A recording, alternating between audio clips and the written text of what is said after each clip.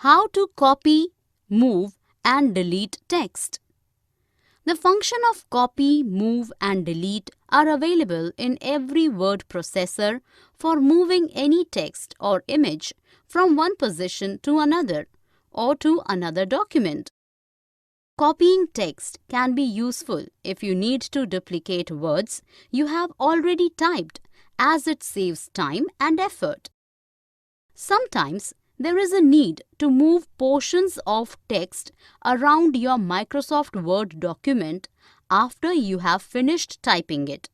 For this purpose, we use Move functionality. Process to copy or move any text is as follows. First, select the item to copy or move. From Edit menu, choose Copy. Otherwise, there is a copy option available on Standard toolbar. There is Cut option available on Standard toolbar. Or else, choose Cut from Edit menu. After that, position insertion point on document where you want to place the text and click on Paste option from Edit menu.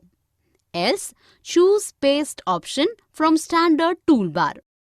Select the text or graphic portion by insertion pointer to delete and then press Delete key to delete.